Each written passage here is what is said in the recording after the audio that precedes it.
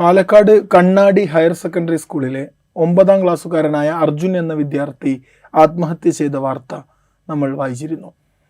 അധ്യാപിക ശകാരിച്ചതിനെ തുടർന്ന് വീട്ടിൽ നിന്നുള്ള സമ്മർദ്ദത്തെ തുടർന്നൊക്കെയാണ് വിദ്യാർത്ഥി ആത്മഹത്യ ചെയ്തത് എന്നാണ് നമുക്ക് വാർത്തകളിൽ നിന്ന് മനസ്സിലാക്കാൻ സാധിക്കുന്നത്.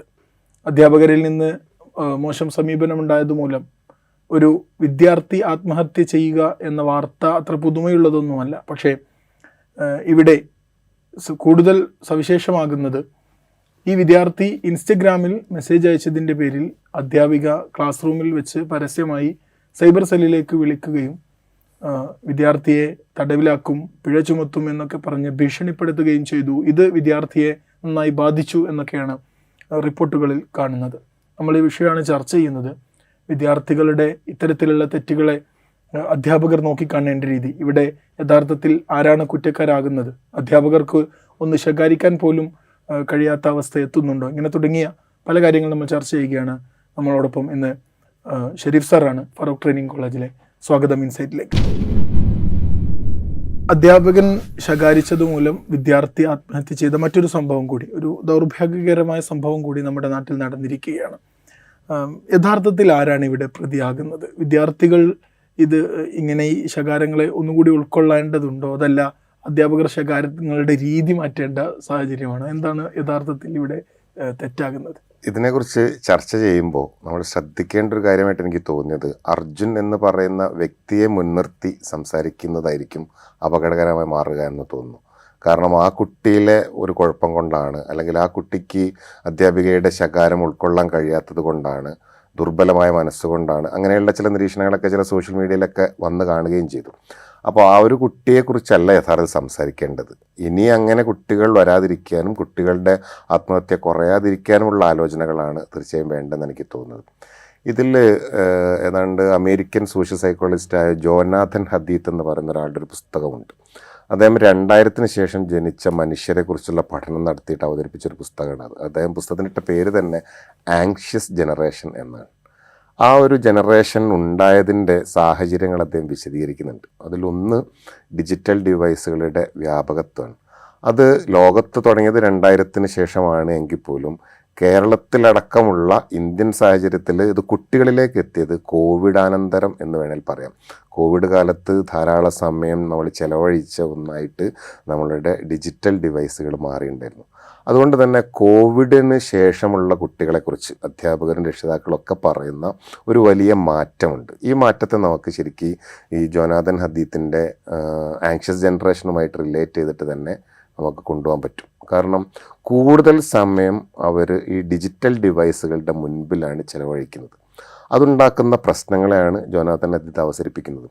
അതിലൊന്ന് കളിസ്ഥലങ്ങൾ അപ്രത്യക്ഷമായതിനെക്കുറിച്ചാണ് അദ്ദേഹം പറയുന്നൊരു കാര്യം.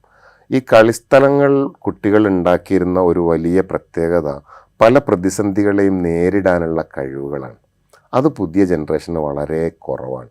ഒരു ചെറിയ നിസ്സാരമായ കാര്യങ്ങളെപ്പോലും അവർ വലിയ പ്രയാസത്തിലേക്ക്, അതായത് ഏതെങ്കിലും തരത്തിലുള്ള മാനസികമായ തകർച്ചയിലേക്ക് പോകുന്ന രീതിയിലാണ്. പരീക്ഷയ്ക്ക് മാർക്ക് അല്പം കുറഞ്ഞാൽ, കൂട്ടുകാരെങ്കിലും കളിയാക്കിയാൽ, ഈവൻ നമ്മളുടെ കുട്ടികളെ ശ്രദ്ധിച്ച് നോക്കിയാൽ വളരെ രസകരമായ ഒരു കാര്യം മനസ്സിലാവും. അപ്പം ഞങ്ങളുടെയൊക്കെ ജനറേഷനിൽ പഠിച്ചിട്ടില്ലെങ്കിലും പഠിക്കുന്നവരെ പോലെ അഭിനയിക്കലായിരുന്നു അന്നത്തെ പ്രധാനപ്പെട്ടൊരു രീതി. അധ്യാപകർ ചോദ്യം ചോദിക്കുമ്പോൾ എല്ലാം അറിയാവുന്നതുപോലെ ഇരിക്കുക. ഇനി നമ്മൾ ഏതെങ്കിലും പഠിക്കാൻ സമയം കിട്ടിയിട്ടില്ലെങ്കിൽ ആരും പഠിച്ചിട്ടുണ്ടാവില്ല എന്ന് ഉറപ്പുള്ള ഒരു ഭാഗം എടുത്തിട്ട് ആ ഭാഗത്ത് നിന്ന് ചോദ്യം വരും, അത് ഞാൻ പഠിച്ചിട്ടുണ്ട് എന്ന് കാണിക്കുക. അന്ന് പഠിപ്പിസ്റ്റ് എന്ന് പറയുന്നൊരു അഭിമാനമായിരുന്നു. ഇന്നത്തെ കുട്ടികൾ ശ്രദ്ധിച്ച് നോക്കിയാൽ മനസ്സിലാവും, അവർ നേരെ തിരിച്ചാണ്. പഠിക്കുന്നത് പോലും അടുത്ത കൂട്ടുകാർ അറിയരുത്. അങ്ങനെയുള്ള ഒരു അനാശാസ്യമായ എന്ന് പറയാവുന്ന ഒരു തരം മത്സരമാണ് ഇപ്പോഴത്തെ കുട്ടികൾ നടന്നുകൊണ്ടിരിക്കുന്നത്. അതായത് അവരുടെ വ്യക്തിത്വം എങ്ങനെയാണ്, അവർ പഠിക്കുന്നുണ്ടോ, അവരുടെ സ്വഭാവം എന്താണ് എന്ന് അവരുടെ അടുത്ത ആളുകൾ പോലും അറിയരുത് എന്ന് പ്രതീക്ഷിക്കുന്ന രീതിയിലേക്ക് ഈ കുട്ടികൾ മാറിയിട്ടുണ്ട്. അതാണ് ഒരു പ്രധാന പ്രശ്നം. അതുകൊണ്ട് ഇപ്പോൾ കഴിഞ്ഞൊരു ദിവസം ഞാൻ ട്രെയിനിൽ വെച്ച് പരിചയപ്പെട്ട ഒരാൾ യാദൃശ്ചികമായി പറഞ്ഞൊരു കാര്യമുണ്ട്. അതിൻ്റെ ഒരു ശരികേടിലേക്കല്ല ഞാൻ പറയുന്നത്, അയാൾ പറഞ്ഞൊരു കാര്യമാണ് ഞാൻ പറയുന്നത്. അദ്ദേഹം പറയുന്നത്, പുതിയ കുട്ടികളെ ജോലിക്കെടുക്കാൻ ഞങ്ങൾക്ക് പേടിയാണ്. എന്തെങ്കിലും തരത്തിൽ ഒരു ശകാരം പറഞ്ഞാൽ അവർ കുറേ വാക്കുകൾ ടോക്സിക്കാണ്, അദ്ദേഹം ഞങ്ങൾക്ക് ഭയങ്കര ഡിപ്രഷനാണ് തരുന്നത്, ഞാൻ ആകെ തകർന്നിരിക്കുകയാണ്. അങ്ങനെ നിസ്സാരമായ കാര്യങ്ങളെപ്പോലും മറികടക്കാനുള്ള പ്രതിസന്ധികളെ ഉൾക്കൊള്ളാനുള്ളതായിരിക്കുന്ന കഴിവ് കുട്ടിക്കാലത്ത് വികസിക്കേണ്ടതാണ്. അത് വികസിക്കുന്നില്ല. അതിന് പകരം പലതരത്തിലുള്ള കാഴ്ചകളോ അല്ലെങ്കിൽ ഹാപ്പിനെസ് നൽകുന്ന പല കാര്യങ്ങളോ മാത്രം അനുഭവിച്ചുകൊണ്ടിരിക്കുകയും കുട്ടികളിപ്പോൾ കളിക്കുന്ന ഗെയിമുകൾ പോലും നോക്കിയാൽ മനസ്സിലാവും ആത്യന്തികമായി അവർ മാത്രം ജയിക്കുന്ന പരാജയമില്ലാത്ത ഗെയിമുകളാണ് അവർ നടത്തിക്കൊണ്ടിരിക്കുന്നത്. അതിന് മറ്റുള്ളവരെ എന്തും ചെയ്യാം എന്നുള്ള രീതിയിലുള്ളതാണ് പല ഗെയിമുകളും. കുട്ടികളുടെ കഥാപാത്രങ്ങളുടെ പേര് പോലും നമുക്ക് പറയാൻ പറ്റാത്ത രീതിയിലാണ് ഇപ്പോഴത്തെ ഒരു കുട്ടികളുടെ വളർച്ച എന്ന് വേണമെങ്കിൽ പറയാം. അതുകൊണ്ട് അന്ന് നമ്മളുടെ ഒരു കാലത്ത് കുറച്ചുകൂടി പ്രതിസന്ധികളെ മറികടക്കാൻ നമുക്ക് പറ്റിയിരുന്നത് ഈ കളികളിലൊക്കെ ഉള്ള പരാജയവും. ഈവൻ ഞങ്ങളുടെ കുട്ടിക്കാലത്ത് അപ്പും ചട്ടിയും എന്ന് പറഞ്ഞൊരു കളി ഉണ്ടായിരുന്നു. അതിൽ റബ്ബറിൻ്റെ ബോൾ കൊണ്ട്, മിക്കവാറും റബ്ബർ പാല് കൊണ്ടൊക്കെ ഉണ്ടാക്കിയ ബോളായിരിക്കും, അതിനുകൊണ്ടൊരു ഏറ് കിട്ടിയാൽ ഭയങ്കര പെയിനാണ്. ആ പെയിൻ ഞങ്ങൾ സഹിച്ചത് കളിയുടെ നിയമമായതുകൊണ്ടാണ്. അപ്പോൾ ജീവിതം എന്ന് പറയുന്നത് ഇത്തരത്തിലുള്ള കുറേ നിയമങ്ങളിൽ ചില സഹനങ്ങളും മറ്റും വേണ്ടതാണ് എന്ന് പുതിയ ജനറേഷന് തിരിച്ചറിവില്ലാതെ പോയി എന്നതാണ് ഇതിൻ്റെ വിദ്യാർത്ഥികളുടെ പക്ഷത്തു നിന്നുണ്ടാകാവുന്ന ഒരു സാമൂഹ്യ സാഹചര്യം. അത് വർദ്ധിച്ചൊരു സാഹചര്യമാണ് കോവിഡാനന്തരം ഇവിടെ ഉണ്ടായിട്ടുള്ളത്. അതുകൊണ്ട് കുട്ടികളോട് ഇടപഴകുന്നത് കുറച്ചുകൂടി കരുതേണ്ടിയിരിക്കുന്നു എന്നാണ് തോന്നുന്നത്. ഇപ്പോൾ ഈ ഒരു സാഹചര്യത്തിൽ ഇൻസ്റ്റഗ്രാമിൽ മെസ്സേജിങ് ആണ് പ്രശ്നങ്ങളുടെ തുടക്കം എന്നാണല്ലോ മനസ്സിലാകുന്നത്. സോഷ്യൽ മീഡിയ ഉപയോഗിക്കുന്ന തലമുറ അല്ലെങ്കിൽ സോഷ്യൽ മീഡിയയിൽ ജീവിക്കുന്ന തലമുറ, കുറച്ചുകൂടി പറഞ്ഞാൽ സോഷ്യൽ മീഡിയ ഭരിച്ചുകൊണ്ടിരിക്കുന്ന നിയമങ്ങളുടെ ലോകത്ത് ജീവിച്ചുകൊണ്ടിരിക്കുന്ന ഒരു തലമുറയാണ് ഇപ്പോഴത്തെ കുട്ടികൾ എന്ന് പറയുന്നത്. ആ സാഹചര്യത്തിൽ കുട്ടികൾ ശ്രദ്ധിക്കേണ്ട കാര്യങ്ങളില്ലേ? യഥാർത്ഥത്തിൽ ഈ സോഷ്യൽ മീഡിയ എന്ന് പറയുന്നത് ഒരു വലിയ ബിസിനസ്സാണ് എന്നുള്ളതാണ് ആദ്യം മനസ്സിലാക്കേണ്ടത്. അത് നമ്മളുടെ ഈവൻ ഡാറ്റ ആയാലും പരസ്യമായാലും, കാരണം ഇത് ആരും നമുക്ക് പണ്ടേ പറയുന്നൊരു കാര്യമാണ്, ഒരു കാര്യവും നമുക്ക് സൗജന്യമായി ലഭിക്കുന്നില്ല എന്ന്. അപ്പോൾ നമുക്ക് സോഷ്യൽ മീഡിയ യഥാർത്ഥത്തിൽ സൗജന്യമായിട്ടല്ല ലഭിക്കുന്നത്. ഒരു ദിവസം ഏതാണ്ട് 10,000 ലക്ഷം കോടി മെസ്സേജ് എങ്ങാണ്ടാണ് വാട്സാപ്പിൽ പോകുന്നത് എന്നൊരു ഡാറ്റ കണ്ടു. അപ്പോൾ അതിന് 1 പൈസ വാങ്ങിയാൽ പോലും എത്ര രൂപ ആ കമ്പനി കിട്ടേണ്ടതാണ്. ആ രൂപയേക്കാൾ വിലപിടിപ്പുള്ള എന്തോന്ന് കിട്ടുന്നുണ്ട് എന്നതുകൊണ്ടല്ല നമുക്ക് സൗജന്യമായി തരുന്നുണ്ടാവുക. അപ്പോൾ പരമാവധി സോഷ്യൽ മീഡിയയിൽ പിടിച്ചിരുത്തുക എന്ന് പറയുന്നത് ഈ കമ്പനികളുടെ ബിസിനസ്സിൻ്റെ ഒരു ആവശ്യമാണ്. അപ്പോൾ ആ ആവശ്യത്തെ ഉപയോഗിക്കാൻ അതിന് ഏറ്റവും പറ്റിയൊരു രാജ്യമാണ് തീർച്ചയായും ഇന്ത്യ. കാരണം നമ്മൾ പോപ്പുലേഷനിൽ വളരെ കൂടുതലുണ്ട്. അപ്പോൾ കൂടുതൽ പേർ കാണുകയും കൂടുതൽ പേർ ലൈക്ക് ചെയ്യുകയും പറ്റുന്നൊരു രാജ്യമാണ് ഇന്ത്യ. അപ്പോൾ ഇതിൽ കുട്ടികളുടെ ഒരു സ്വാധീനത്തെ ബാധിക്കുമെന്ന് കണ്ടുകൊണ്ടായിരുന്നു നേരത്തെ സോഷ്യൽ മീഡിയയിൽ അക്കൗണ്ടുകൾ എടുക്കാൻ വേണ്ടി 18 വയസ്സായിരുന്നു പ്രായമായിട്ട് കണക്കാക്കിയിരുന്നത്. എന്നാൽ ഇത് ഇത്തരം മാർക്കറ്റിംഗ് കമ്പനികൾ, അതായത് ഒരു മാർക്കറ്റ് തന്നെ ആയതുകൊണ്ട് പിന്നീട് കമ്പനികളുടെ സമ്മർദ്ദം മൂലമാണ് 13 വയസ്സാക്കിയിട്ട് ചുരുക്കിയത്. പക്ഷേ ഇപ്പോൾ അത് ഉപയോഗിക്കുന്നത് 13 വയസ്സ് പോലും ആയിട്ടുള്ളവരല്ല എന്നുള്ളതാണ് യാഥാർത്ഥ്യം. അപ്പോൾ രക്ഷിതാക്കളോ കുട്ടികളോ ഇതിൽ എന്താണ് കാണേണ്ടത്, അതായത് ഒരു ഡിജിറ്റൽ ലിറ്ററസി എന്ന് പറയുന്ന പോലെ ഒരു സോഷ്യൽ മീഡിയ ലിറ്ററസി നമ്മളുടെ പാരൻസ് കുട്ടികൾക്ക് കൊടുക്കുന്നില്ല. എന്ത് കാണാം, എന്ത് കാണാതിരിക്കണം, കാണുന്നതിൻ്റെ യഥാർത്ഥ അർത്ഥം എന്താണ്, അവരതുകൊണ്ട് ഉദ്ദേശിക്കുന്നത് എന്താണ് എന്ന് പറയുന്ന ഒരു ലിറ്ററസിയാണ് കുട്ടികൾക്ക് നമ്മൾ കൊടുക്കേണ്ടത്. അത് സ്കൂളുകളിലും അത്തരം ഒരു മീഡിയ ലിറ്ററസിയുടെ ക്ലാസ് ഇല്ല. പാരൻസ് മീഡിയ ലിറ്ററസി കൊടുക്കുന്നില്ല. കുട്ടിക്കാലം മുതലേ കുട്ടികൾക്ക് യഥേഷ്ടം ഉപയോഗിക്കാൻ പറ്റിയ ഒരു മീഡിയ ആയിട്ട് സോഷ്യൽ മീഡിയ മാറുകയാണ്. അവിടെ സോഷ്യൽ മീഡിയയുടെ ഒരു പ്രത്യേകത എന്താണെന്ന് വെച്ചാൽ അവിടുത്തെ വരുമാനം, ബിസിനസ് എന്ന് പറയുന്നത് കണ്ടന്റുകൾ കൂടുതൽ കാണലാണ്. അപ്പോൾ കൂടുതൽ കാണാൻ വേണ്ടി തമ്പനയിലുകൾ ശ്രദ്ധിച്ചാൽ മനസ്സിലാവും. അപ്പോൾ കാഴ്ചക്കാർ, അപ്പോൾ കുട്ടികളെ കൂടുതൽ ആകർഷിക്കുന്ന രീതിയിൽ ഇപ്പോൾ പലപ്പോഴും പൊളിറ്റിക്കലി വളരെയേറെ ഇൻകറക്റ്റ് ആയിട്ടുള്ള വാക്കുകൾ പറയുന്ന, ഒരുപക്ഷെ സ്ത്രീകൾ ഒട്ടും ബഹുമാനിക്കാത്ത, ഒരുപക്ഷെ നമ്മളുടെ ഫലസ്തീൻ കേസൊക്കെ വന്നപ്പോൾ പോലും അതിനെതിരെ സംസാരിച്ച ആളുകളൊക്കെ കുട്ടികൾ എത്ര നായകരായിട്ടാണ് കാണുന്നത് എന്ന ഒരു കാര്യം നമ്മൾ പഠിച്ചാൽ തന്നെ മനസ്സിലാവും കുട്ടികൾക്ക് ഈ സോഷ്യൽ മീഡിയ ലിറ്ററസി കൊടുക്കേണ്ടതിൻ്റെ ഏറ്റവും പ്രധാനപ്പെട്ട ഒരു ആവശ്യത്തെക്കുറിച്ചും. അല്ല, ഇങ്ങനെയുള്ള ആവശ്യങ്ങളൊക്കെ ഉണ്ട്, കുട്ടികളിങ്ങനെ ബോധവാന്മാരാകേണ്ടതുണ്ട്, രക്ഷിതാക്കൾ അത് കൊടുക്കേണ്ടതുണ്ട്, ഇങ്ങനെയൊക്കെ പറയുന്നുണ്ടല്ലോ. ഒരു കുട്ടിയുടെ പെർസ്പെക്റ്റീവിൽ നിന്ന് ചിന്തിക്കുമ്പോൾ ഈ ഒരു ബോധത്തിലേക്ക് വളരാൻ വേണ്ട ഒരു സാഹചര്യം അത് നമ്മൾ ഒരുക്കി കൊടുക്കുന്നുണ്ടോ എന്നത് കൂടി ചിന്തിക്കേണ്ടത്. യഥാർത്ഥത്തിൽ അധ്യാപകരുടെയും രക്ഷിതാക്കളുടെയും ഭാഗത്ത് ഒരേപോലെ പ്രശ്നമുണ്ട്. ഇവർ പരസ്പരം കുറ്റപ്പെടുത്തിക്കൊണ്ടാണ് ഈ സൊസൈറ്റി മാറിക്കൊണ്ടിരിക്കുന്നത്. നേരത്തെ ആൻഷ്യസ് ജനറേഷൻ എന്ന് പറയുന്ന ഈ ജനറേഷനിലുള്ള ആങ്സൈറ്റിയെ മാറ്റാൻ വേണ്ടി ഇടപെടേണ്ട സോഷ്യൽ എഞ്ചിനീയേഴ്സാണ് ടീച്ചേഴ്സും പാരൻസും. അതിൽ കൂടുതൽ ഉത്തരവാദിത്തം ഒരു പക്ഷേ സൊസൈറ്റി കോംപ്ലക്സ് ആയപ്പോഴാണ് സ്കൂൾ എന്ന് പറയുന്ന കൺസെപ്റ്റിനെ കൊണ്ടുവന്നത്. ഒരു പാരൻസ്, രക്ഷിതാക്കളായിരുന്നു കുട്ടികൾക്ക് എങ്ങനെയാണ്, എല്ലാ ജീവജാലങ്ങളിലും അതാണ് രീതി, എങ്ങനെയാണ് കുട്ടികൾ വളരേണ്ടത് എന്ന് മാതൃകയാവുന്നത് എല്ലാ ജീവജനങ്ങളും രക്ഷിതാക്കളാണ്. പക്ഷെ അങ്ങനെ ഒരു മാതൃകയാവുന്നതിൻ്റെ അപ്പുറത്തേക്ക് സൊസൈറ്റി കോംപ്ലക്സ് ആയപ്പോഴാണ് സ്കൂൾ എന്ന് പറയുന്ന കൺസെപ്റ്റ് വന്നത്. വീണ്ടും അതിനേക്കാൾ കോംപ്ലക്സ് ആയ സൊസൈറ്റിയാണ് ഇപ്പോൾ ഉള്ളത്. അപ്പോൾ കൂടുതൽ പരിശീലനം ലഭിച്ച ആളുകൾ ഈ മേഖലയിലേക്ക് വേണ്ടിയിരിക്കുന്നു. അത് ഒന്നുകിൽ അധ്യാപകർക്ക് കൂടുതൽ പരിശീലനം നൽകുക, രക്ഷിതാക്കളെയും കൂടുതൽ പരിശീലനം നൽകുക, എന്നാൽ മാത്രമേ ഇതിനൊരു പരിഹാരം ഉണ്ടാകാൻ പറ്റുള്ളൂ. അതിന് പകരം ഇപ്പോൾ രക്ഷിതാക്കൾ ശ്രദ്ധിക്കാത്തത് കൊണ്ടാണെന്ന് അധ്യാപകർ, ടീച്ചർ അങ്ങനെ സംസാരിച്ചത് കൊണ്ടാണ് ഇങ്ങനെയൊക്കെ ഉണ്ടായത് എന്ന് രക്ഷിതാക്കൾ, ഇങ്ങനെ പരസ്പരം ശത്രു നിലപാടിലാണ് പോകുന്നത്. അങ്ങനെ പോകുമ്പോൾ സ്വാഭാവികമായും ഇതിന് പരിഹാരം ഉണ്ടാവില്ല. ഈ പരിഹാരം എന്ന് പറയുന്നത് ഈ സൊസൈറ്റി മൊത്തമായിട്ട് ഇങ്ങനെയുള്ള പ്രശ്നങ്ങളെ അഭിമുഖീകരിക്കാനുള്ള കപ്പാസിറ്റി ഉള്ള സമൂഹത്തെ സൃഷ്ടിച്ചെടുക്കുക എന്നുള്ളതാണ്. വിദ്യാസമ്പന്നമായ രാജ്യങ്ങളിലൊക്കെ ഉള്ള ഒരു രീതിയും അത് തന്നെയാണ്. നമ്മൾ അന്ന് സംസാരിച്ചപ്പോൾ പറഞ്ഞ ഞാൻ ഓർക്കുകയാണ്, 3 ചക്രമുള്ള ഓട്ടോറിക്ഷയെ പോലെയാണ് മുന്നിലെ ചക്രമാണ് വിദ്യാർത്ഥി, പക്ഷെ ബാക്കിൽ 2 ചക്രങ്ങളായ രക്ഷിതാക്കളും അധ്യാപകരും ഒരേപോലെ കറങ്ങണമെന്ന്. അതിൽ രക്ഷിതാക്കൾക്ക് നോർമലി നമ്മളുടെ സ്കൂളിംഗ് എന്ന് പറഞ്ഞ കൺസെപ്റ്റ് ഇല്ല. പിന്നെ ഉള്ളത് ടീച്ചേഴ്സിനാണ്. ടീച്ചേഴ്സ് ഇപ്പോഴും ഈ ജനറേഷൻ്റെ ഗ്യാപ്പിനെ തിരിച്ചറിയാതെ പ്രവർത്തിക്കുന്നു എന്നാണ് എനിക്ക് പലപ്പോഴും തോന്നാറുള്ളത്. ഈ ഗ്യാപ്പ് നേരത്തെ ഉണ്ടായിരുന്ന ചെറിയ ഗ്യാപ്പുകൾ, അതായത് ഗ്യാപ്പിൻ്റെ തോത് നേരത്തെ 10-15 വർഷം കൊണ്ട് വരുന്ന മാറ്റം ഇപ്പം നിമിഷങ്ങൾ കൊണ്ട് മാറുകയാണ്. അത് 2000-ന് ശേഷം വന്നൊരു മാറ്റമാണ്. അതായത് 2000-ന് മുൻപ് ജീവിച്ച് പോയ ഒരാൾക്ക് തിരിച്ചറിയാൻ പോലും പറ്റാത്ത അത്രയും വലിയ മാറ്റം സൊസൈറ്റിയിൽ വന്നിട്ടുണ്ട്. കാഴ്ചപ്പാടിൽ വന്നിട്ടുണ്ട്, സൗകര്യങ്ങളിൽ വന്നിട്ടുണ്ട്, ടെക്നോളജിയിൽ വന്നിട്ടുണ്ട്. അപ്പോൾ ഈ മാറ്റത്തിനനുസരിച്ച് ഒരുപക്ഷെ 2000-ന് മുൻപ് പരിശീലനം നേടിയ ഒരു അധ്യാപികയായിരിക്കാം ഇപ്പോഴും കണ്ടിന്യൂ ചെയ്തുകൊണ്ടിരിക്കുന്നത്. ഇതിൻ്റെ ഈ ഒരു കാലത്തുള്ള കുട്ടിയിലുള്ള ഈ പറയുന്ന മാറ്റങ്ങളെക്കുറിച്ച് അത്രമാത്രം ബോധം ഉള്ള ആളുകളായിക്കൊള്ളണം എന്നില്ല. കാരണം അതിനുള്ള സംവിധാനങ്ങൾ നമുക്കില്ല. പ്രത്യേകമായി ഓരോ വർഷവും കൊടുക്കുന്ന മാറ്റത്തിനനുസരിച്ചുള്ള പരിശീലനം കൊടുക്കുക എന്ന് പറയുന്നൊരു കാഴ്ചപ്പാടില്ല. പകരം നമ്മളിപ്പോഴും കൊടുക്കുന്നത് ഈ പാഠപുസ്തകങ്ങളെ ബേസ് ചെയ്തുകൊണ്ടോ, ആ പാഠപുസ്തകങ്ങളുടെ ട്രാൻസാക്ഷനെ ബേസ് ചെയ്തുകൊണ്ടോ, അതിൻ്റെ പരീക്ഷയെ ബേസ് ചെയ്തുകൊണ്ടോ ഒക്കെ ഉള്ളതായിരിക്കുന്ന പരിശീലനങ്ങളാണ്. പക്ഷെ അവിടെ മാറിയ കുട്ടി എന്താണ് എന്നതിനുള്ള പരിശീലനം പൊതുവെ അധ്യാപകർക്ക് കൊടുക്കുന്നില്ല എന്നുള്ളതാണ് യാഥാർത്ഥ്യം. അപ്പോൾ അധ്യാപകർക്ക് ഈ മാറ്റം, കുട്ടികൾ വന്ന മാറ്റം അറിയില്ല. അപ്പോൾ അവരെന്താ ചെയ്യുക? അവരുടെ കാലത്ത് എങ്ങനെയാണോ ഉണ്ടായത് അതേപോലെ തന്നെ പെരുമാറാൻ ശ്രമിക്കും. രക്ഷിതാക്കൾ തന്നെയാണ് ചെയ്യുന്നത്. ഇപ്പോൾ ഞങ്ങൾക്ക് പലപ്പോഴും വിചാരിക്കാറുണ്ട്, അപ്പോൾ ഞങ്ങളുടെ കുട്ടിക്കാലത്തൊക്കെ വീട്ടിൽ ക്ലോക്കേ ഇല്ല. വളരെ അപൂർവമായിട്ട് വല്ലപ്പോഴും നടക്കുന്ന ഒരു ക്ലോക്ക് ഡൈനിങ് ഹാളിൽ നിന്ന് അന്ന് പാടായിപ്പുറം എന്ന് വിളിക്കുന്നൊരു മുറിയിൽ മാത്രം ഉണ്ടാവും. അപ്പോൾ ഉമ്മ പറയുന്ന സമയമാണ് സമയം. അപ്പം മദ്രസയിലേക്കോ സ്കൂളിലേക്കോ പോകാൻ 6 മണിക്ക് എഴുന്നേൽക്കണമെങ്കിൽ ഉമ്മ 5:30, പക്ഷെ 6 മണിയാന്ന് പറയും. അപ്പം ഉമ്മ പറഞ്ഞത് വിശ്വസം നമ്മൾ 6 മണിക്ക് എഴുന്നേൽക്കും.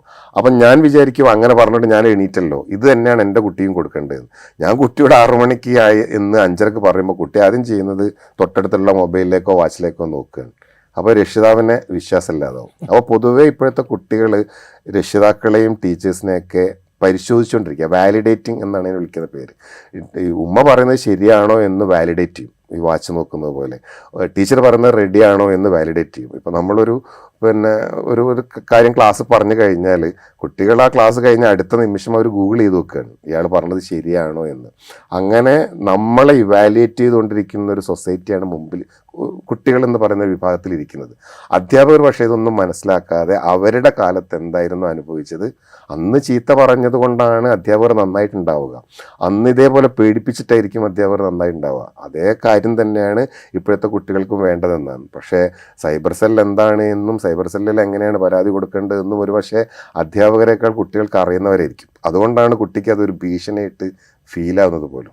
ടീച്ചറെ സംബന്ധിച്ചിടത്തോളം അതൊരു വാക്ക് മാത്രമാണ്. പക്ഷേ കുട്ടിക്ക് അറിയാം, അതായത് താൻ ഇപ്പോൾ ഈ ഒരു സൈബർ ലോകത്തെ നെറ്റിസൺ എന്ന് പറയുന്ന സ്ഥലത്ത് ഞാൻ എല്ലാ സമയവും നിരീക്ഷിക്കപ്പെട്ടുകൊണ്ടിരിക്കുന്ന ആളാണെന്നും അതുകൊണ്ട് ഞാൻ ഇടുന്ന മെസ്സേജുകളൊക്കെ നിരീക്ഷിക്കപ്പെട്ടിട്ടുണ്ടാവാമെന്നും അത് ഒരു പരാതിയായിട്ട് ഒരാൾ വന്നാൽ അതൊക്കെ കുട്ടിക്കും മനസ്സിലാവും. ടീച്ചറെ സംബന്ധിച്ചിടത്തോളം പണ്ട് നമ്മളൊന്നും ഇല്ലാത്ത കഥാപാത്രങ്ങൾ, എൻ്റെയൊക്കെ നാട്ടിൽ പട്ടാണിയായിരുന്നു വരാൻ, അല്ലെങ്കിൽ കോത്താമ്പി വരുന്നായിരുന്നു. അതേപോലെ പറയുന്നൊരു സാധനം മാത്രമാണ് ടീച്ചർ പറഞ്ഞത്. പക്ഷെ കുട്ടിക്ക് അതിൻ്റെ മീനിങ് വേറെയാണ്. അപ്പോൾ കുട്ടികളുടെ ആ ഭാഷയിലേക്ക് തിരിച്ചറിയാവുന്ന പരിശീലനങ്ങൾ, അതായത് കുട്ടികളുടെ സ്മൈലിയുടെ ഭാഷ പോലും യഥാർത്ഥത്തിൽ നമുക്ക് അറിഞ്ഞൂടാ എന്നുള്ളതാണ്. നമുക്കൊക്കെ എൻ്റെയൊക്കെ കുട്ടിക്കാലത്ത് ഒരു ചിഹ്നം, ഹൃദയത്തിൻ്റെ ചിഹ്നവും അതിൻ്റെ അകത്തേക്ക് കയറിപ്പോകുന്ന ഒരു അമ്പിൻ്റെ ചിഹ്നവുമായിരുന്നു. ഞങ്ങൾ ഇങ്ങനെ പ്രേമത്തെ സൂചിപ്പിക്കാൻ ബാത്റൂമുകളിലൊക്കെ വരച്ചു വെച്ചിരുന്ന ചിത്രം. ഇന്ന് അത്തരം സ്മൈലുകളുടെ 3800 സ്മൈൽ ഉണ്ട് എന്നാണ് അതിൻ്റെ ഒരു എൻസൈക്ലോപീഡിയ തന്നെ ഉണ്ട്. അപ്പോൾ കുട്ടികൾ വാട്സപ്പിൽ അപ്പോൾ കുട്ടികൾ പച്ച സ്മൈൽ ഇടുന്നതിനും ചുവന്ന സ്മൈൽ ഇടുന്നതിനും വ്യത്യസ്ത അർത്ഥമുണ്ട്. നമുക്കെല്ലാം ഒരേ അർത്ഥമാണുള്ളത്. ആ ഒരു ഗ്യാപ്പ് കൂടി. അപ്പോൾ പുതിയ ജനറേഷനിലേക്കുള്ള ഗ്യാപ്പിനെ പരിഹരിക്കാവുന്ന രീതിയിൽ പുതിയ പരിശീലനങ്ങൾ അത് സർക്കാർ തലത്തിലായോ അല്ലെങ്കിൽ ഒരു സാമൂഹ്യ ഉത്തരവാദിത്തമായിട്ട് അതിനെ മാറേണ്ടിയിരിക്കുന്നു. അല്ലെങ്കിൽ ഈ ആത്മഹത്യ, കാരണം അത്രയും വലിയ ഗ്യാപ്പ് കുട്ടിയും പാരൻസും കുട്ടിയും ടീച്ചറും തമ്മിൽ വന്നു കഴിഞ്ഞു. കുട്ടിയുടെ ഭാഷ മനസ്സിലാക്കാൻ കഴിയാത്ത, കുട്ടിയുടെ കാഴ്ചപ്പാടുകൾ മനസ്സിലാക്കാൻ കഴിയാത്ത ഒരു സൊസൈറ്റി ആയിട്ട് നമ്മളുടെ മുതിർന്നവരുടെ സൊസൈറ്റി മാറിയിട്ടുണ്ട്. അത് വലിയൊരു പ്രശ്നം തന്നെയാണ് സമൂഹത്തിൽ സൃഷ്ടിക്കുന്നത് എനിക്ക് തോന്നിയിട്ടുള്ളത്. ഇപ്പൊ ഈ സൈബർ സെല്ലിലേക്ക് വിളിച്ച ഈ സംഭവം ഉണ്ടായല്ലോ, ഈ അധ്യാപിക, അപ്പം ഇവിടെ നമ്മൾ പറഞ്ഞു കുട്ടികൾക്ക് ഇതിന്റെ യഥാർത്ഥ മീനിങ് അറിയാം. ഇത് എന്ത് സംഭവിക്കുന്ന കുട്ടികൾ സോഷ്യൽ മീഡിയയിലൂടെയൊക്കെ പലതവണ കണ്ട് മനസ്സിലാക്കിയിട്ടുണ്ട്. ഇത് പണി കിട്ടുമെന്നുള്ളൊരു ബോധം കുട്ടിക്ക് വന്നു, അതോടുകൂടി കുട്ടി ടെൻഷനായി, സമ്മർദ്ദത്തിലായി എന്നൊക്കെയാണ് പറയുന്നത്. അപ്പോൾ ഇങ്ങനെയൊക്കെ, അതായത് കണ്ടന്റ് കുട്ടികൾക്ക് ഒരുപാട് കിട്ടുന്നുണ്ട്. സൈബർ സെൽ എന്താണെന്ന് അറിയാം, പിഴ ചുമത്തിയാൽ ശിക്ഷകൾ, അതുപോലെയുള്ള പ്രതിസന്ധികൾ എന്തൊക്കെ വരുമെന്ന് കുട്ടിക്ക് മനസ്സിലാകുന്നുണ്ട്. പക്ഷേ ഒരു അധ്യാപകൻ അത് പറയുന്നത് തൻ്റെ തെറ്റുകൾ പരിഹരിക്കാനുള്ളതാണെന്നും ഇത് എനിക്ക് ഒരു തിരുത്താനുള്ള അവസരമാണെന്നും മനസ്സിലാക്കുന്നതിന് പകരം ജീവനെടുക്കുന്ന ആ ഒരു തീരുമാനം എടുക്കുന്ന ആ ഒരു മൈൻഡ് സെറ്റ് ഉണ്ടല്ലോ കുട്ടികളിൽ നിന്ന്, അത് മാറ്റിയെടുക്കാൻ വേണ്ടി എന്താണ് ചെയ്യുന്നത്? അതിന് 2 കാരണങ്ങളുണ്ട്. ഒന്ന്, അച്യുശങ്കർ സാറൊക്കെ കഴിഞ്ഞ ദിവസം ആ ഒരു അദ്ദേഹത്തിന് ഒരു ഭാഗമായിട്ട് അദ്ദേഹം അത് അവതരിപ്പിക്കുന്നുണ്ടായിരുന്നു. അതായത് നമ്മൾ ലാളന എന്ന് പറയുന്നത്, അതായത് യഥാർത്ഥത്തിൽ പാരൻറ്റിങ്ങിലുള്ള ഒരു വലിയ പ്രശ്നമാണ് അത്. അതായത് കുട്ടികളെ സ്വയം പര്യാപ്തരാക്കുക എന്ന് പറയുന്ന ഒരു കൺസെപ്റ്റ് നമുക്ക് എത്തിയിട്ടില്ല. എല്ലാം ചെയ്തു കൊടുക്കുന്ന രക്ഷിതാവാണ് മികച്ച രക്ഷിതാവ് എന്നാണ് നമ്മളുടെ ഒരു ധാരണ. ഇപ്പോൾ അതുകൊണ്ട് ഇന്ത്യൻ പാരൻറ്റിങ്ങിനെ കുറിച്ചുള്ളതായിരിക്കുന്ന ചില നിരീക്ഷണങ്ങൾ അദ്ദേഹം അവതരിപ്പിക്കുന്നുണ്ട്. നമ്മൾ ലാളിച്ച് വഷളാക്കുക എന്ന വാക്ക്, വഷളാക്കുക എന്നുള്ള വാക്കാണോ കറക്റ്റ് എന്ന് പറയാൻ പറ്റില്ല. അതായത് നമ്മൾ വളർത്തുന്ന രീതിയിൽ വലിയ പ്രശ്നങ്ങളുണ്ട് എന്നാണ്. ഇപ്പോൾ എൻ്റെ ഒരു സുഹൃത്തുണ്ടായ ഒരു അനുഭവം ഭയങ്കര രസകരമായി പറയുന്നുണ്ടായിരുന്നു. അദ്ദേഹത്തിൻ്റെ മകൻ കല്യാണം കഴിച്ചിരിക്കുന്നത് കാനഡയിൽ നിന്നാണ്. അവർ കാനഡയിലാണ് ജോലി ചെയ്യുന്നത്. അപ്പോൾ ഇവർ കാനഡയിൽ സന്ദർശിക്കാൻ പോയി. അപ്പം മകൻ്റെ ഭാര്യ കാനഡക്കാരിയാണ്, മകൻ ഇന്ത്യക്കാരനാണ്. അപ്പോൾ മകൻ്റെ മക്കള് കരഞ്ഞപ്പോൾ ഈ കാനക്കാരുടെ സ്ത്രീ പറയാണ്, ഞങ്ങൾ സംസാരിക്കുന്നത് കണ്ടില്ലേ, നീ മുകളിലെ റൂമിൽ പോയിട്ട് കരഞ്ഞോ, ഞങ്ങൾക്ക് ശല്യാവരുത്. നമുക്ക് സങ്കല്പിക്കാൻ പോലും പറ്റില്ല. അതായത് നമ്മളപ്പോൾ വല്യച്ഛൻ്റെ ഭാഗത്ത് നിന്ന് അവരെ സമാധാനിപ്പിക്കാൻ പോവുക ചെയ്യാം.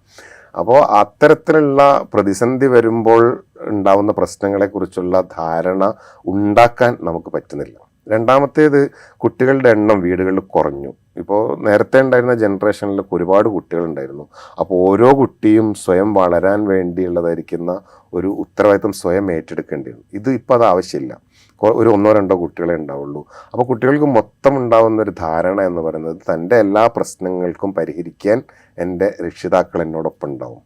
അത് ഒരർത്ഥത്തിൽ പോസിറ്റീവാണ്. പക്ഷേ ഞാൻ ചില പ്രശ്നങ്ങളിൽ ഇടപെടുമ്പോൾ ഞാൻ ഒറ്റയ്ക്ക് പരിഹരിക്കേണ്ടതിനുള്ള അറിവ് കൂടി കുട്ടിക്ക് ലഭിക്കുന്നില്ല. അപ്പോൾ രക്ഷിതാക്കൾ അറിയാൻ പാടില്ലാത്ത പ്രശ്നം വരുമ്പോൾ അവർ നെർവസ് ആവുകയും അതുകൊണ്ട് രക്ഷിതാക്കളുടെ മുമ്പിൽ നിന്ന് രക്ഷപ്പെടാനുള്ളതായിരിക്കുന്ന ഒരു ധാരണയായിട്ട് ഇതിനെ കാണുകയും ചെയ്യാണ്. പിന്നെ സോഷ്യൽ മീഡിയ ഉണ്ടാക്കിയ മറ്റൊരു നെഗറ്റീവ് ഇമ്പാക്റ്റ്, അത് പോസിറ്റീവാണോ നെഗറ്റീവാണോ പറയാൻ പറ്റില്ല. കുട്ടികൾക്കൊക്കെ ഉള്ളൊരു ധാരണ അവർ മുതിർന്നവരാണ് എന്നൊരു ധാരണ വന്നിട്ടുണ്ട്. കുട്ടികളിപ്പോൾ കുട്ടികളല്ല, മുതിർന്നവരാണ്. അവരെ ശ്രദ്ധിച്ച് നോക്കിയാൽ മനസ്സിലാവും അവരുടെ എല്ലാ ബിഹേവിയറിലും ഒരു മുതിർന്നവരുടെ സ്വഭാവങ്ങൾ കടന്നുകൂടിയിട്ടുണ്ട്. ഇപ്പം നമ്മുടെ കുട്ടിക്കാലത്ത് കുട്ടികളാരും ചായ കുടിക്കില്ലായിരുന്നു. ഇപ്പോൾ കുട്ടികളുടെ പ്രധാനപ്പെട്ട പരിപാടിയാണ് ചായ കുടിക്കുക. ചായ അവരുടെ ഒരു വൈബായി മാറി. അതിൽ തന്നെ പലതരം ചായകൾ അവർക്കുണ്ട്. നമുക്ക് ഏതെങ്കിലും ഒരു ചായയായിരുന്നു. ഇപ്പോൾ അവർക്ക് ഷുഗർ കട്ട് ചായ ഉണ്ട്, പൊടിയിട്ട ചായ ഉണ്ട്, അരിപ്പയുള്ള ചായ ഉണ്ട്, അങ്ങനെ പലതരം ചായകളുണ്ട്. അപ്പോൾ ചായ മുതിർന്നവർ കുടിക്കുന്ന ചായ കുട്ടികൾ കുടിക്കാൻ തുടങ്ങിയത് ഒരു നോർമൽ സംഭവമല്ല. അവരുടെ മനസ്സിൽ അവർ മുതിർന്നവരായി തോന്നി എന്നതാണ്. അപ്പം മുതിർന്നവർ ജീവിതത്തിൽ നേരിടാൻ പറ്റാത്ത സാഹചര്യങ്ങൾ ചെയ്യുന്ന ഒന്ന് സ്വയം മരണത്തെ സ്വീകരിക്കലാണ്. അപ്പം ഞങ്ങളും അതാണ് ചെയ്യേണ്ടത് എന്ന ധാരണ ഈ ആത്മഹത്യ കുട്ടികളിൽ കൂടിയതിൻ്റെ ഒരു കാരണമായിട്ട് ഒരു പക്ഷേ വന്നിട്ടുണ്ടാവാം. ഇവിടെ ഇപ്പോൾ ഈ സംഭവത്തിലാണെങ്കിലും വിദ്യാർത്ഥികൾ ഇങ്ങനെ ആത്മഹത്യ ചെയ്യുന്ന സംഭവങ്ങളിലാണെങ്കിലും തന്നെ അധ്യാപകർ പലപ്പോഴായി പഴി കേൾക്കുന്നുണ്ട്. അപ്പോൾ ഒരു വിദ്യാർത്ഥിയെ പ്രൊഫഷണലായി കൈകാര്യം ചെയ്യേണ്ടവരാണല്ലോ അധ്യാപകർ, അത് അവരുടെ പ്രൊഫഷനാണ്. സ്വാഭാവികമായും ഒരു കുട്ടിയോട് ഇങ്ങനെ ഒരു വിദ്യാർത്ഥിയെ ശകാരിക്കാൻ, അതല്ലെങ്കിൽ ഇങ്ങനെ ഭീഷണിപ്പെടുത്താനൊക്കെ അധ്യാപകർ സ്വീകരിക്കേണ്ട യഥാർത്ഥ മെത്തേഡ് ഉണ്ടാവുമല്ലോ. അപ്പോൾ ഇവിടെ അത് കുറച്ച് അധികമായി കടന്ന കൈയായി പോയി എന്നൊക്കെ പറയാമെങ്കിലും പലപ്പോഴും ചെറിയ ഒരു ശകാരം പോലും അതൊരു വലിയ കുറ്റമായി കാണുന്ന ഒരു രൂപം പലപ്പോഴും കണ്ടിട്ടുണ്ട്. അധ്യാപകരും ഇതിന്റെ പേരിൽ കുറെ ശ്രദ്ധ ചെയ്യുന്നുണ്ടല്ലോ. അതിലെ ഒരു പ്രശ്നം വെച്ചാൽ നമ്മളുടെ പഠനങ്ങൾ മുഴുവനും നടക്കുന്നത് ഒരു ആ വാക്ക് യൂറോ കേന്ദ്രീകൃതം എന്ന് പറയുന്നത് നെഗറ്റീവ് വാക്കാണെങ്കിൽ പോലും അത്തരത്തിലുള്ളൊരു യൂറോ കേന്ദ്രീകൃത പഠനങ്ങളാണ് എല്ലാം നടക്കുന്നത്. വിദ്യാഭ്യാസ മനഃശാസ്ത്രമാവട്ടെ, കുട്ടികളുടെ മനഃശാസ്ത്രമാവട്ടെ, ഇതൊക്കെ അത്തരത്തിലാണ്. അവിടെയുള്ള ഒരു രീതിയുമായിട്ട് പൊരുത്തപ്പെട്ടു പോകുന്നൊരു സാഹചര്യമല്ല ഇന്ത്യൻ സാഹചര്യം. ഇന്ത്യയിലെ കുട്ടികളുടെ എണ്ണത്തിൽ കൂടുതലുണ്ട്, ക്ലാസ് റൂമിലുള്ള കുട്ടികളുടെ എണ്ണത്തിൽ കൂടുതലുണ്ട്. അവർ കുട്ടിക്കാലത്തെ വളർന്നു വരുന്ന ജീവിത സാഹചര്യങ്ങളിൽ വ്യത്യാസമുണ്ട്. അപ്പോൾ നമ്മൾ നേരെ ഇത്തരത്തിലുള്ള ഈ യൂറോപ്യൻ രീതിയിലുള്ള മനഃശാസ്ത്രങ്ങൾ അതേപടി സ്വീകരിക്കുമ്പോൾ ഉണ്ടാകുന്ന പ്രശ്നങ്ങളുണ്ട്. അപ്പോൾ ഇന്ത്യൻ സാഹചര്യങ്ങളിലേക്കനുസരിച്ച് ഇതിന് മാറ്റം വരുത്താവുന്ന പഠനങ്ങളോ അതിനനുസൃതമായ പരിശീലനങ്ങളോ അധ്യാപകർ കിട്ടുന്നില്ല. അപ്പോൾ ഒരു തരത്തിലും പ്രൊഫഷണൽ അല്ലാത്ത അല്ലെങ്കിൽ പ്രൊഫഷണലിസത്തിന് വേണ്ട സാഹചര്യങ്ങൾ കിട്ടാത്ത ആളുകൾ അവർക്ക് പിന്നെ അറിയാവുന്നത് വെച്ചിട്ട് മാത്രമായിരിക്കും പ്രവർത്തിക്കുക. ഫിൻലാൻഡ് മോഡൽ അതെ അതെ, ആ ഫിൻലാൻഡ് മോഡൽ നമുക്ക് പറ്റോ ഇല്ലേ എന്നുള്ളതിനെ കുറിച്ച് നമ്മൾ പഠനം നടത്തിയിട്ടില്ല. ഫിൻലാൻഡിലെ രക്ഷിതാക്കളുടെ സാഹചര്യമല്ല കേരളത്തിലെ രക്ഷിതാക്കളുടെ സാഹചര്യം. അപ്പോൾ സ്വാഭാവികമായും അത്തരത്തിലുള്ള അധ്യാപകരാകുമ്പോൾ അവർക്ക് അവരറിയാവുന്ന രീതി പയറ്റി നോക്കുകയും അത് ചില ഘട്ടങ്ങളിലൊക്കെ വിജയിക്കുകയും ചില ഘട്ടങ്ങളിൽ പരാജയപ്പെടുകയും ചെയ്യും. പരാജയപ്പെടുമ്പോൾ മൊത്തം സമൂഹം അവരെ കുറ്റക്കാരായിട്ട് കാണുകയാണ് ചെയ്യുന്നത്. അതിന് പകരം അവർക്ക് പ്രൊഫഷണലിസത്തിന് വേണ്ടതായിരിക്കുന്ന പരിശീലനങ്ങൾക്ക് കൂടുതൽ പ്രാധാന്യം ഉണ്ടാവുന്നതാണ് എനിക്ക് തോന്നുന്നൊരു. നമ്മളിപ്പോൾ ഒരു ഹയർ സെക്കൻഡറി സ്കൂൾ പഠിക്കുന്ന വിദ്യാർത്ഥിയെ സംബന്ധിച്ചിടത്തോളം അവരെക്കാൾ പ്രായമുള്ള പാഠപുസ്തകങ്ങളാണ് വായിക്കേണ്ടി വരുന്നത്. ഈ പുതിയ കാലത്ത് ഇങ്ങനെ മാറിക്കൊണ്ടിരിക്കുന്ന ഒരു കാലത്ത് ഇതിന് സമൂലമായൊരു മാറ്റം വേണമെന്നുണ്ടെങ്കിൽ അത് സർക്കാർ തലത്തിൽ പോളിസി തലത്തിലുള്ള മാറ്റങ്ങളൊക്കെ അനിവാര്യമാണ്. അപ്പോൾ നമ്മളിങ്ങനെ ഈ ജനറേഷൻ ഗ്യാപ്പുണ്ട്, വിദ്യാർത്ഥികളെ മനസ്സിലാക്കാൻ അധ്യാപകർക്ക് സാധിക്കുന്നില്ല, ഇങ്ങനെയുള്ള പ്രതിസന്ധികളെ നമ്മൾ പറയുമ്പോഴും ഇത് പരിഹരിക്കാൻ സർക്കാർ തലത്തിലോ അല്ലെങ്കിൽ പോളിസി തലത്തിലോ മാറ്റങ്ങൾ ഒരു ട്രെയിനിങ് കൊടുക്കുകയും ഒക്കെ ചെയ്യുന്ന ഒരാളെന്ന നിലക്ക് സാറിന് അങ്ങനെ അനുഭവപ്പെട്ടിട്ടുണ്ടോ? അല്ല, നിലവിൽ ഇപ്പോൾ കുറച്ചുകൂടി പാഠപുസ്തക നിർമ്മാണത്തിലൊക്കെ കുട്ടികളെ കൂടി ഉൾപ്പെടുത്തുന്ന ഒരു സാഹചര്യം വന്നിട്ടുണ്ട് എന്നുള്ളത് വലിയ പോസിറ്റീവാണ്. കാരണം നമ്മൾ പഠിക്കാൻ പോകുന്ന സിലബസിൽ എന്തൊക്കെയുണ്ട് എന്ന് അവർക്കറിയാം. കാരണം മുതിർന്നവരുണ്ടാക്കുന്ന ഒരു പാഠപുസ്തകമായിരുന്നു കുട്ടികൾ പഠിക്കുന്നതെന്നൊരു പ്രശ്നമായിരുന്നു. പക്ഷേ അതിനേക്കാൾ ഉപരി നമുക്ക് ഇവിടെയുള്ള ഒരു പൊതു സാഹചര്യത്തിലേക്കുള്ള പാഠ്യപദ്ധതി നിർമ്മാണം മാത്രമേ പറ്റുന്നുള്ളൂ. ഇപ്പോൾ 10 ലക്ഷം രൂപയോളം സ്കോളർഷിപ്പ് വാങ്ങിയ കുട്ടി 2ാം ക്ലാസ് വരെ മാത്രമേ സ്കൂളിൽ പോയിട്ടുള്ളൂ എന്ന് മാത്രമല്ല, അവൻ്റെ ഒരു ഇൻ്റർവ്യൂവിൽ ഞാൻ ഇന്നലെ കണ്ടത്, അവൻ പറയുന്നത് സ്കൂളിൽ പോകുന്നത് സമയനഷ്ടമല്ലേ എന്നാണ്. അതിന് പകരം എനിക്ക് കൂടുതൽ സമയം കിട്ടുന്നുണ്ട് സ്കൂളിൽ പോയാൽ. അപ്പോൾ സ്കൂളിൽ പോയിട്ട് കുട്ടിക്കൊന്നും കിട്ടുന്നില്ല എന്ന ഒരു ബോധമല്ലേ ആ കുട്ടി മുന്നോട്ട് വെക്കുന്നത്. അപ്പം നമ്മൾ സ്കൂളിൽ പോയിട്ട് കിട്ടേണ്ടത് ഈ പാഠപുസ്തകത്തിലെ അറിവ് മാത്രമല്ല എന്നും അതിൻ്റെ അപ്പുറത്ത് സാമൂഹ്യപരമായ വളർച്ചയുടെ ഒരുപാട് ഘടകങ്ങളുണ്ട് എന്നും തിരിച്ചറിഞ്ഞിട്ട് മുന്നോട്ട് പോകേണ്ടതുണ്ട്. അപ്പോൾ സ്കൂളിൽ നിന്ന് പോകുമ്പോൾ പാഠപുസ്തകത്തിൽ നോക്കി വായിക്കുകയും അതിന് പരീക്ഷ എഴുതുകയും ചെയ്യുക എന്ന രീതിക്ക് പകരം സ്കൂളിൽ നടക്കുന്ന സോഷ്യലൈസേഷൻ, സ്കൂളിൽ നടക്കുന്ന വ്യത്യസ്തമായ വ്യക്തികളെ കാണൽ, ആളുകളോടുള്ള ഇടപഴകൽ, അവിടെ ഉള്ളതായിരിക്കുന്ന ലീഡർഷിപ്പുകൾ, അവിടെ അവതരിപ്പിക്കപ്പെടുന്ന കുറേ കലാപരിപാടികളടക്കമുള്ള സാധനങ്ങൾ, അങ്ങനെ കരിക്കുലത്തെ മൊത്തമായി കാണാൻ നമ്മൾ പഠിക്കേണ്ടിയിരിക്കുന്നു. നമ്മളിപ്പോഴും ടീച്ചേഴ്സ് പറയാറ് ടെക്സ്റ്റ് തീർന്നു, പാഠം തീർന്നു, സിലബസ് പൂർത്തീകരിച്ചു എന്നാണ്. കരിക്കുലം പൂർത്തീകരിക്കുന്ന ഒരു വിദ്യാലയം മാറിയാലേ പോളിസിയേക്കാൾ അപ്പുറത്തൊക്കെ ഇതിനൊരു പരിഹാരമായി മാറുള്ളൂ. സ്കൂൾ എന്ന് പറയുന്നത് പുസ്തകം പഠിക്കാനുള്ള അല്ലെങ്കിൽ പരീക്ഷ എഴുതാനുള്ള ഒരു സ്ഥലം എന്നതിൻ്റെ അപ്പുറത്ത് തൻ്റെ ജീവിതം പഠിക്കാനുള്ള ഒരു സ്ഥലമായിട്ട് സ്കൂൾ മാറിയിട്ടില്ലെങ്കിൽ ഈ കുട്ടി പറയുന്നത് പോലെ സ്കൂളിൽ പോകൽ ഒരു വേസ്റ്റാണ് എന്ന ചിന്ത എല്ലാ കുട്ടികളിലേക്കും വ്യാപിക്കുമെന്നാണ് അർത്ഥം. ഇപ്പോൾ ഈ ഒരു സാഹചര്യം ഉണ്ടായ സമയത്തും അധ്യാപകർക്കിടയിൽ ആശങ്കകളുണ്ട്.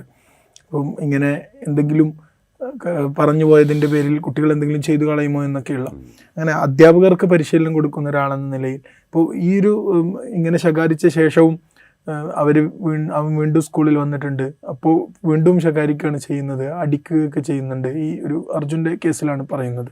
അപ്പം ഇങ്ങനെ അവൻ്റെ മനസ്സിലൂടെ ഇത്തരത്തിലുള്ള ജീവനൊടുക്കാനുള്ള ചിന്തയൊക്കെ കടന്നു പോകുന്നുണ്ട് എന്ന് തിരിച്ചറിയാൻ, അത് തിരിച്ചറിഞ്ഞ് ഈ പ്രതിസന്ധി പരിഹരിച്ചു കൊടുക്കാൻ അധ്യാപകർ തന്നെയാണല്ലോ മുൻകൈ എടുക്കേണ്ടത്. അങ്ങനെ അതിന് അധ്യാപകർ ശ്രദ്ധിക്കേണ്ട കാര്യങ്ങൾ എന്തൊക്കെയാണ്? അതായത് ഇപ്പോഴത്തെ കുട്ടികളുടെ ഇടയിൽ ബോർഡർ പേഴ്സണാലിറ്റി ഡിസോർഡേഴ്സ് എന്ന് വിളിക്കാവുന്ന കുറേ ഘടകങ്ങൾ ഇപ്പോഴുണ്ട്. അതായത് അതിൻ്റെ ഒരു പ്രത്യേകത, പലർക്കും ആ ഡിസോർഡറിലേക്ക് എത്തിയിട്ടില്ല, ബോർഡർ ലൈനിലാണ്. അതുകൊണ്ട് തന്നെ മനസ്സിലാവില്ല ഈ കുട്ടിക്ക് മാനസികമായ സംഘർഷം അനുഭവിക്കുന്നുണ്ട് എന്ന്. മാത്രവുമല്ല, പേഴ്സണൽ ബന്ധങ്ങൾ അധ്യാപകർ ഇപ്പോൾ കുട്ടികളായിട്ട് ഉണ്ടാക്കുന്നില്ല. പ്രത്യേകിച്ച് നമ്മളുടെ ക്ലാസ് ടീച്ചേഴ്സ് ആയാലും സബ്ജക്റ്റ് ടീച്ചേഴ്സ് ആയാലും ഒക്കെ അവരുടെ ഒരു ഉത്തരവാദിത്തം എന്ന് പറയുന്നത് അറ്റൻഡൻസ് എടുക്കുകയോ അല്ലെങ്കിൽ കുട്ടികളെ പാഠങ്ങൾ പഠിപ്പിക്കുക എന്നത് മാത്രമായിട്ടാണ് കാണുന്നത്. പകരം സർക്കാർ മുന്നോട്ട് വെച്ചൊരു വലിയ കാഴ്ചപ്പാടാണ് മെൻറ്റർ എന്ന് പറയുന്നത്, മെൻറ്ററിങ് എന്ന് പറയുന്നൊരു കാഴ്ചപ്പാട്. ഒരു സഹരക്ഷിതാവായി അല്ലെങ്കിൽ ഒരു സഹപഠിതാവായി കുട്ടിയോടൊപ്പം നിൽക്കേണ്ട ഒരുപാട് അധ്യാപകർ അങ്ങനെയുണ്ട്, എല്ലാവരെയും അല്ല പറയുന്നത്. ആ രീതിയിലേക്ക് മാറിയിട്ട് ആ വ്യക്തിയുടെ പ്രശ്നങ്ങളെ തിരിച്ചറിയാൻ അധ്യാപകർ ശ്രമിക്കേണ്ടതുണ്ട്. അങ്ങനെ ശ്രമിക്കുമ്പോഴാണ് ഈ കുട്ടിയുടെ ഇത്തരത്തിലുള്ള, പ്രത്യേകിച്ച് ഏതെങ്കിലും ബോർഡർ ലൈൻ ഡിസോർഡർ ഈ കുട്ടിക്ക് ഉണ്ടാവുന്നുണ്ടോ, മീൻസ് അർജുൻ്റെ കേസിലല്ല ഞാൻ പറയുന്നത്, ഇത്തരം കുട്ടികൾക്ക് ഉണ്ടാവുന്നുണ്ടോ എന്ന് മനസ്സിലാക്കണമെങ്കിൽ അവരുമായിട്ട് കൂടുതൽ ഇടപഴകാനുള്ള അവസരം കിട്ടണം. പക്ഷേ നിർഭാഗ്യവശാൽ ഇപ്പോൾ അധ്യാപകർ മുഴുവനും ഈ ജോലിയെ വലിയ ഒരു പ്രയാസമായിട്ട് അനുഭവപ്പെടുകയും അത്തരം കുറിപ്പുകളൊക്കെ ധാരാളം വന്നു തുടങ്ങിയിട്ടുണ്ട്. അധ്യാപനം എന്ന് പറയുന്ന ജോലിയിൽ നിന്ന് വിട്ടുപോകുന്നു എന്നൊക്കെ പറഞ്ഞുള്ള ഒരുപാട് കുറിപ്പുകൾ. ഇതൊരു വലിയ സാമൂഹ്യ ഉത്തരവാദിത്തമാണ് എന്നും ശമ്പളത്തിൻ്റെ അപ്പുറം, ഒരു ജോലിക്കപ്പുറം ഞാൻ ചെയ്യുന്നത് ഒരു സാമൂഹ്യ പുനർനിർമ്മാണത്തിൻ്റെ ഭാഗം അല്ലെങ്കിൽ ഒരു രാഷ്ട്ര നിർമ്മാണത്തിൻ്റെ ഭാഗമാണ് എന്നുള്ള കാഴ്ചപ്പാട് അധ്യാപകരിൽ ഉണ്ടാവുകയും ആ അധ്യാപകർ കുട്ടികളുമായിട്ട് ധാരാളം ഇടപഴകാനും അവരുടെ വ്യക്തിപരമായ കാര്യങ്ങൾ പോലും അറിയാനുമുള്ള താല്പര്യം കാണിക്കുകയും ചെയ്ത് അവരെ ഒരു കുറച്ചുകൂടി വൈകാരികമായ അടുപ്പം സൃഷ്ടിക്കാൻ അധ്യാപകർ കഴിയണം. ഇപ്പോൾ ഉണ്ടാകുന്നത് മുഴുവനും വൈചാരികമായ അടുപ്പം മാത്രമാണ്. അതൊരു ഹയർ സെക്കൻഡറി ലെവൽ കഴിഞ്ഞിട്ടുള്ള കുട്ടികളിലാണ് ഇത് വിജയിക്കുക. 18 വയസ്സിന് താഴെയുള്ള ആളുകൾക്കൊക്കെ അധ്യാപകരോടുള്ള ബന്ധം മുഴുവനും ഫീലിങ്ങിൻ്റെ പുറത്താണ് ഉണ്ടാകുന്നത്, അല്ലാതെ ഇൻ്റലിജൻസിൻ്റെ പുറത്തല്ല. അപ്പോൾ ആ ഫീലിങ്ങിൻ്റെ പുറത്തുള്ള ബന്ധം, അറിവിൻ്റെ അപ്പുറത്ത് വൈകാരികമായ അടുപ്പമുള്ള, കാരണം മനുഷ്യൻ്റെ ഓർമ്മയും പഠനവും ഒക്കെ ബന്ധപ്പെട്ട് കിടക്കുന്നത് വൈകാരികമായിട്ടാണ്. അതുകൊണ്ട് വൈകാരിക ബന്ധം സൃഷ്ടിക്കാൻ കഴിയാത്തത് കൊണ്ടാണ് ഈ കുട്ടിയെ മനസ്സിലാക്കാൻ പറ്റാതെ പോകുന്നത്.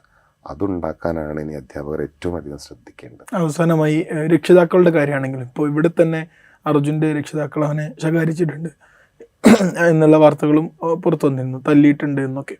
രക്ഷിതാക്കൾ കൂടി ഈ കാര്യം ശ്രദ്ധിക്കേണ്ടത് എങ്ങനെയാണ്? രക്ഷിതാക്കളും കുട്ടികളും തമ്മിലുള്ള ബന്ധത്തിൽ വലിയ വിള്ളൽ സംഭവിച്ചിട്ടുണ്ട്. അത് സോഷ്യൽ മീഡിയയുടെ അഡിക്ഷനാണ്. അതായത് പണ്ടൊക്കെ ഒരുമിച്ചിരിക്കുന്ന സാഹചര്യങ്ങൾ വളരെ കൂടുതലുണ്ടായിരുന്നു, അത് കുറഞ്ഞു പോയി എന്നുള്ളതാണ്. അപ്പോൾ തനിക്കുണ്ടാവുന്ന പ്രയാസങ്ങൾ ഇപ്പോഴത്തെ കുട്ടികൾ കുറച്ചുകൂടി ബോൾഡാണ് രക്ഷിതാക്കളോട് വന്ന് പറയാൻ. പക്ഷെ അത് കേൾക്കാനുള്ള മനസ്സ് രക്ഷിതാക്കൾ വളർന്നിട്ടില്ല എന്നുള്ളതാണ്. അപ്പോൾ ഇത്തരത്തിലുള്ള പ്രശ്നങ്ങൾ വരുമ്പോൾ അതിനെക്കുറിച്ച് കുറച്ചുകൂടി ശാസ്ത്രീയമായി മനസ്സിലാക്കി ഇടപഴകാൻ രക്ഷിതാക്കൾക്ക് സാധിക്കണം. അങ്ങനെ ചെയ്ത രക്ഷിതാക്കളൊക്കെ സക്സസ് ആയതായിട്ട് നമ്മൾ കാണുന്നുണ്ട്.